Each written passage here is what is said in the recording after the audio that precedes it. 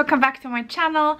So today I have decided to do Luxury Addict Tag. This tag is very old, at least 3 years old I would say, but I have never done it, so I thought why not. It's a fun tag, I like the questions, so let's do it. By the way, if you're new to my channel, don't forget to subscribe. I post videos twice a week on Mondays and Fridays, and make sure you click on the notification bell as well. So I'm gonna be looking down on my phone because I have all the questions in here. So let's start with the very first one. What was your first designer piece?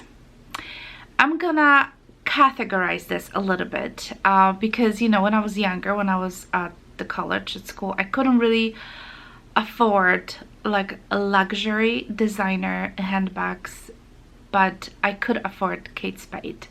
So my very first was either Kate Spade or Dooney and Bourke. I don't remember exactly, but I remember buying quite a few bags from Kate Spade. I had more Kate Spade than Dooney, and I had a few Dooneys, but yeah, so probably for like a good 5-6 years, you know, during the college and after college, that was kind of my vibe, you know, that's what I was buying. And I cannot really pinpoint on a very exact bag because, like I said, I had quite a few, but they are long gone. I sold all of my Dooney and Bourkes.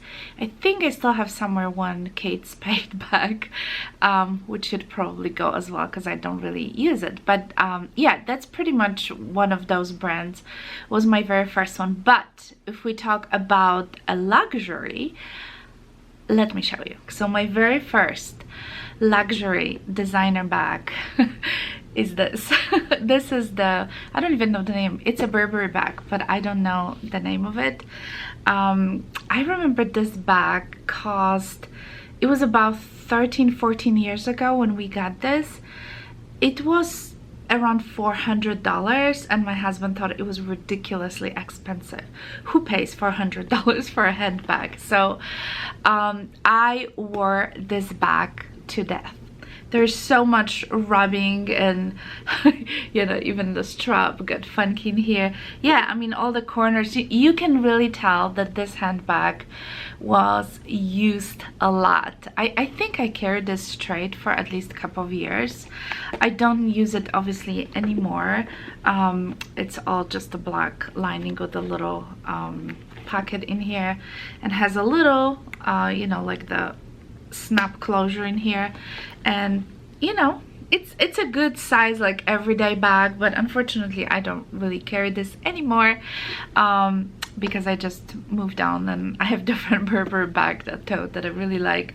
So this one is like kind of my, I'm gonna call it my vintage, and at the same time is like my real first, you know, luxury handbag that I received as a gift. Question number 2. What do you consider your best investment? You know, years and years and years ago, I thought the bags are a good investment, and you know, looking back now, yes and no. Bags can be, it really depends what you buy, when you purchase the bag, because you definitely can make some money. Let's say if you purchased a classic Chanel bag years ago, and you know, I don't know, let's say you paid $3,000 and now this bag costs nearly, what is it, over $6,000 now, and if you barely even use it, that probably it's a good investment.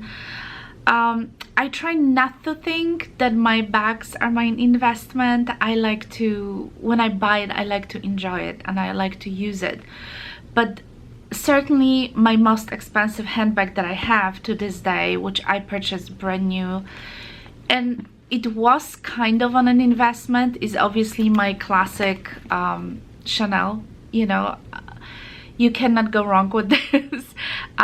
Since I purchased it, obviously the price, you know, increased, and I absolutely love this bag. So to me, the investment is more like something that I know I'm gonna be carrying hopefully till the end of my life, or even, you know, I can pass it on to you know, I don't have a girl, I don't have, but you know, maybe my future daughter-in-law or someone.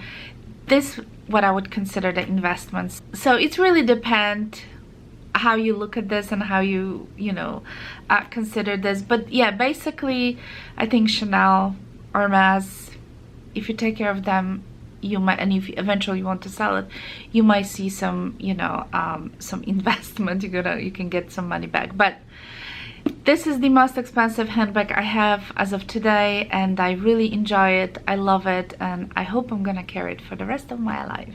Question number 3. What is your criteria when looking to buy a piece? I have to love it. If I don't love it, I will never buy it. I try not to go with the trend. I also want to make sure that the piece is fitting my lifestyle. I want to make sure that this is something I'm gonna use it, hopefully, quite a bit. I don't want the particular handbag or any piece that I will buy, as a matter of fact, just shoes, designer shoes or accessories. I don't want this to be accessorizing my closet. I want this to, to fit my lifestyle, and I want this, I need to like it. So usually I go with my guts. If I look at something and I love it, most likely I'm gonna wear it. I'm gonna carry this. I'm gonna enjoy the piece. If I have some doubts, I'm not buying it. All right, question number 4. We're on number 4. What has been your stupidest, most regrettable purchase? I'm gonna say that 98% of the time, I really think a lot when I have to spend a couple of $1,000s, let's say, on the handbag. But at some point in my life, a couple of years ago, I made quite an impulse buy. I'm gonna say 50-50. It was the Evelyn bag from Hermes. I purchased it straight from the boutique. It was a brand new handbag because because I don't have a Hermes boutique in here near me, I could never try it on. So I basically purchased from the Hermes website, and because I only look at the pictures, I look at the photos, I look how other people look, and I thought it was such a great everyday bag that I could have. It just didn't work this way. I mean, I loved it. When I unboxed it, I loved this bag. I mean, the leather, everything was just so beautiful. But as soon as I started using it, I regretted purchasing this, and I couldn't return it. Obviously, I used it. I ended up selling this bag. I think the bag is beautiful, but if you invest, I don't know, it was almost $4,000, I think. I don't know exactly how much is it now. That's quite a bit of the money, and I knew that I'm just not gonna use it. So this was my kind of an impulse stupid buy, I would say. So hopefully whoever purchased this bag from me is really enjoying it more than certainly I did. Question number 5. If you have sold any of your luxury goods, have you ever had seller's regrets? No. I think I am very thoughtful, and I think through before I sell anything. I try, like I just mentioned, my impulse buy, I try really think about it, consider all the pros and cons. And again, things I'm selling is not because there's something wrong with them. It's because they don't work for my lifestyle, or I thought I would like it, but I don't. So I just don't see the reason why would you keep the things that you're not gonna use it. So now I don't have any regrets. I am, whatever happened, I purchased, I sold it. My only hope is that people who purchase things from me, they really love and enjoy their stuff. So basically, but no, I don't have any regrets whatsoever. Number 6, what is a piece that you think everyone need or should have? I think that every single woman should have a small black bag in their collection. It really doesn't matter if it's a crossbody bag or is it shoulder bag, but I think that everybody should have some kind of a nice black bag. Ideally, the black bag could transition from day to night, but if you can afford having 2 different ones, that would be even better. For me, the current evening bag is my Dior Promenade Clutch. Unfortunately, this bag is discontinued, but I love this bag because you can actually use it as a clutch. So you can completely remove the chain, or you can take a chain and you just use it as a shoulder bag or as a crossbody bag. I purchased a separate chain to this bag because the one that came with it's a little bit shorter. So I purchased from the site Muto, which I love this chain, such a high quality. I mentioned this chain, I think, when I did the review of this handbag. So yeah, this way I can, you know, the chain is longer, so I can actually even wear it over the coat if I need to. And I feel like this bag is just so beautiful. I would also carry it during the day, to be honest with you, but this would be like my ideal evening bag. You know, also if you have Chanel Walk, which I recently sold, I think it's a great bag to have, you know, as your little black bag. I have to mention my recent purchase, which is the YSL camera bag. This one to me is more daytime kind of a handbag, and I love the fact that it's crossbody, so yeah, but I can certainly wear it at the evenings as well. You know, if it's not a very, you know, fancy evening, I can still you know, wear it crossbody. So yeah, any of those two bags just works for me perfectly. So I think that every one of us should have a small black bag. Question number 7. What is a piece that you think is overhyped? Gucci Marmont. I had such a mixed feeling about this bag, but I think it's just, it screams 70s to me. Especially this big kind of a closure, like a thong, that it's, you know, in the middle of the bag. I don't know, it's just too clunky, just too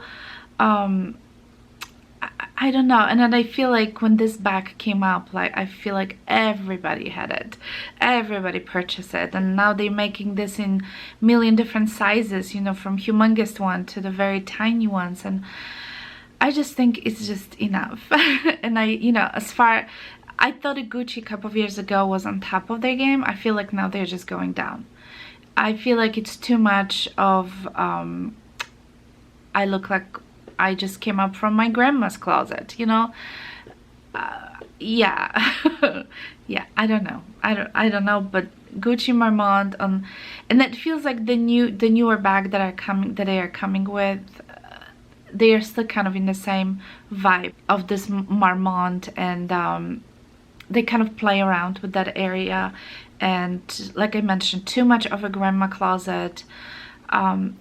It's just not, it's not even sweet anymore, it's just not even cute anymore, you know. So I don't know, I stopped even looking at the Gucci website because it's just no.